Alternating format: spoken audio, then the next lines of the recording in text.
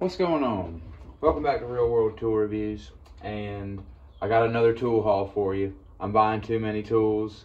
I need to chill, but I have been kind of just on a roll of finding some good stuff for some good prices. On eBay anyway. Like some of the stuff that I bought on eBay I got good deals on, and it was just stuff that I've been looking for and needed for a while.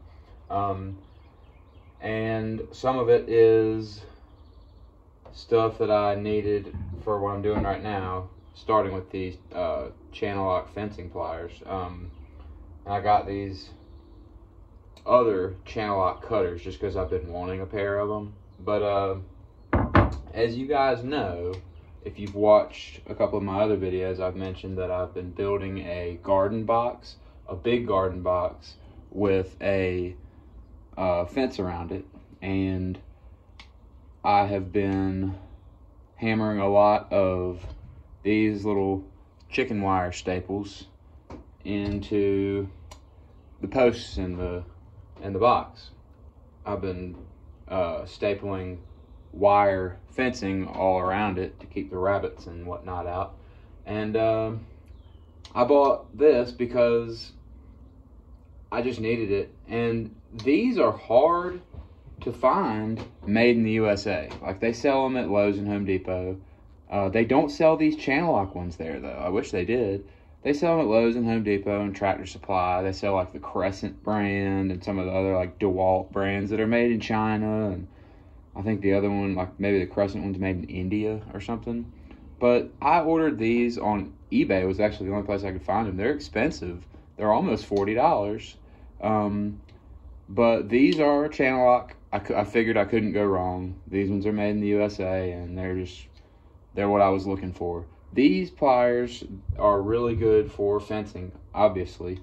You can cut wire in here. It's got that on both sides. You can like grab a staple with that end and pull it out, which is super useful. You can also pull a staple, like you can pull it out a little bit with this, and then once you get it pulled out a little bit, you can stick that in there, pull it, and you can hammer staples in if you want. What I'm going to use these for probably a good bit, because these are just these little chicken wire ones. They're not the bigger staples. So I've been kind of like bashing the shit out of my fingers. You can line up a staple in here and hit it with your hammer without bashing your fingers. I've used these before. I just didn't own a pair, and now I've got a pair for life because these are going to last forever. And they're super nice. Like, I'm really happy with them. So that's the first thing. Then I've been eyeing these channel lock cutters for a while, and in one of my other videos recently, I mentioned I'm going to be making kind of a tool pouch. This red tool pouch, actually, for just my just to have some nice tools for my home projects, you know. And this is a versatile pair of cutters. It has this angle, and what makes that nice is you can like pull up, like you can grab something with these cutters and pry it up. I thought about putting it in my carpentry bag, but I've already got nail pullers and cutters in there, so I figured this would be good to keep in the house in case I need to obviously cut, which is what these are number one meant for, or if I need to like pull some nails or some staples or something. These are going to be great for that. I think this is a cool design. This is the channel lock 447s. They're neat, and they came, you know, they're fairly broken in right out of the package. They got a little bit of that goop that always comes out of these rivets when you first buy pliers, but they seem really good. I'm I'm happy to have these. These are gonna go in my red at-home tool pouch. So that's coming along. That'll be another video. Put my fencing pliers in the toolbox here.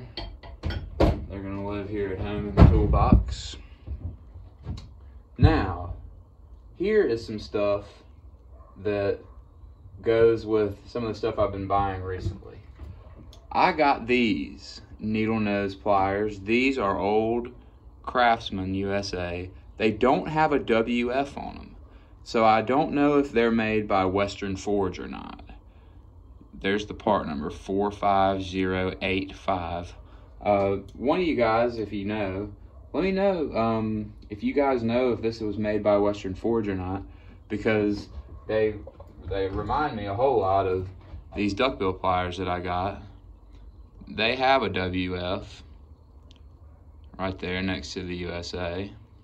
So I know these are made by Western Forge, and my channel locks that I have like this were also made by them. But I've been using the shit out of these things. These duckbill ones are awesome. And I've been wanting a pair of needle nose like this for a long time, where they're shorter beaks, like, and longer handles. Sometimes, like, you get a pair of needle nose like this. These are real long, and you know, they're great. But sometimes it's nice to have something with you can get a lot more precision, like with these, where you don't have to, you know, stick it in as far. Sometimes you can, this shorter beak just gives you a different way to grab something. So these are gonna be added to my needle nose pliers arsenal. And these are really, really, you can just tell they're really, really nice. And I don't know if they were made by the same company as these ones are, but I kind of have a feeling that they were, because I mean, look how similar they are. But I'm really pleased to have these. These are really cool. They're gonna go in here right next to them. So, you know, this is my bag where I want to be prepared. I have all the options, all the different kinds of pliers. And then I got these 3 sockets. If you look at these closely, these are 8-point sockets. They're made for square nuts, and they're Craftsman USA, and they're really, they feel like just these old Craftsman sockets, like, they just feel so much better than your, you know, Asian made sockets that they sell today. These are just like the weight of them and the finish on them. These are just really nice sockets. But what I use 8-point sockets for is square nuts, mostly for blower motors and condenser fan motors, working on heating and air stuff. So you are putting on a new blower motor, and to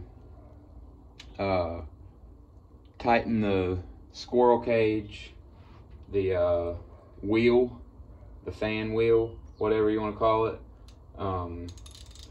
not the squirrel cage, but the, you know, the wheel that it's like the fan blades, they tighten onto the shaft of the motor with a square nut. And a lot of times, like, I'll grab, like in this bag, I usually use this adjustable wrench. This is a good channel lock adjustable wrench. I like this one. But it's kind of, I mean, this one's kind of short, and sometimes it's bulky and big to get down in there to turn. It's usually a little square nut. Most of the time, it's a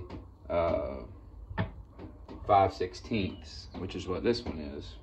So I bought these because instead of sticking this down in there and getting it on a little 5/16 square nut and trying to turn it and take it off, I decided how much better would it be to put it on this ratchet and stick it down in there and tighten it on. I wish I had one of those fan motors just to demonstrate how much easier this is. But I got these 8-point sockets for that purpose, and they're gonna go in this Vito MC HVAC bag.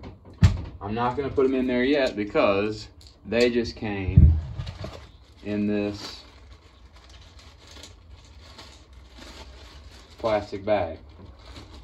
Craftsman 8-point sockets on it. eBay special, and I'm really not sure how to store them yet. I only really keep a couple other 3/8 sockets in here because I don't need them that much.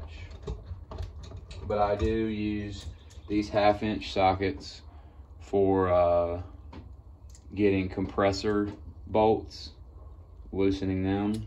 I got a deep one, deep Cornwell, and this just shallow Husky one.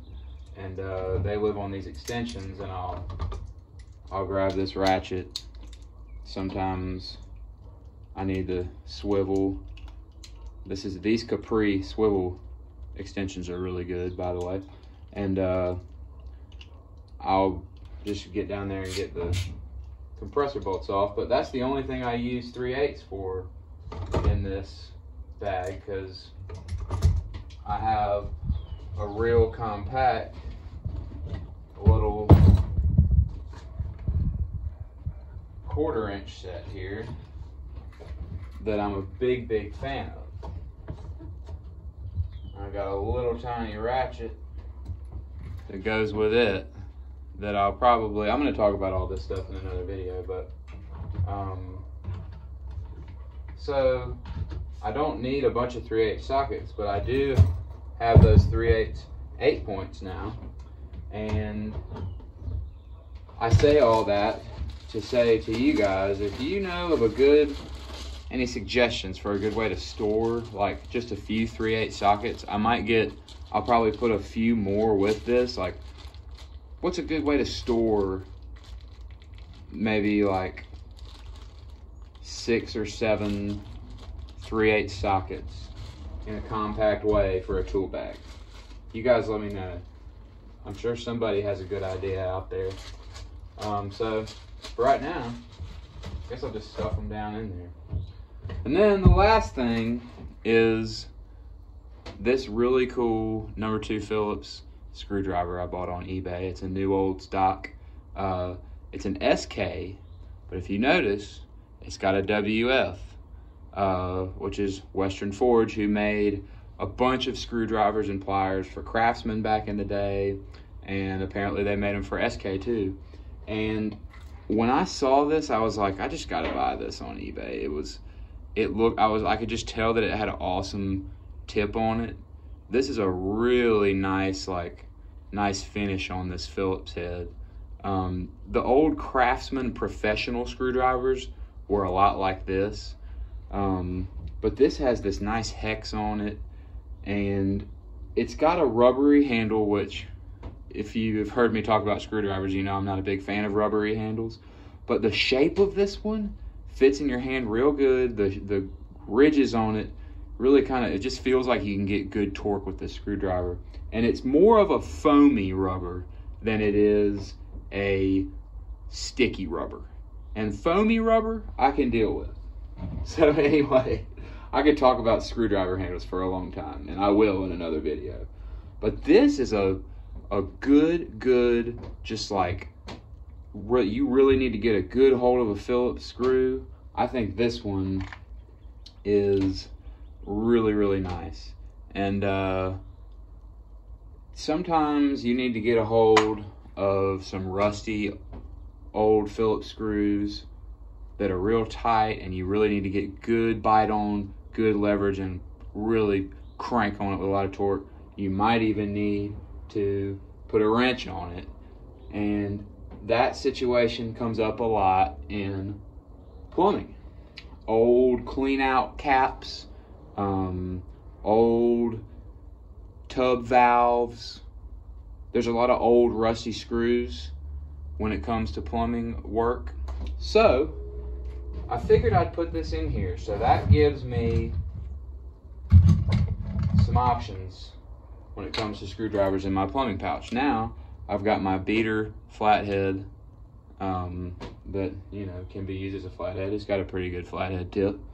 I've got my 6-in-1, which is good for all the screw driving, and it's got the 1/4 inch and 5/16 nut driver.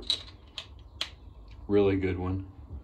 And now I'll have just a good beast of a Phillips #2 to really crank on something if I have to. I'm gonna be, I think, happy with that. And that's gonna be the last addition to this plumbing pouch because it's getting full. So that is my little tool haul for the day. All made in the USA stuff. The last one was all German stuff, so I figured let's bring it back home, back to the USA. So anyway, that's all I've got for you. Like I said, if somebody has any suggestions about the 3/8 socket storage for my Vito bag, please don't hesitate to let me know in the comments. I would appreciate it. And if you made it to the end of this video, thank you for watching for as long as you did, and thank you for continuing to watch these videos. I really appreciate all the support. I never thought that I would have this many subscribers or get this many views and comments and just goodwill on these videos. I can't say how much I appreciate everybody being so nice and so engaging. You guys are awesome. I love to talk about tools, and tools are important. They're what kind of makes the world go round if you think about it. So I think it's a worthwhile thing to talk about. And we're just starting. This is just the beginning. I've got a bunch more ideas, and if you guys have any ideas or if there's something that you want to see, just let me know. And consider subscribing if you haven't. Check out some of the other videos if this is your first time. And thanks for watching.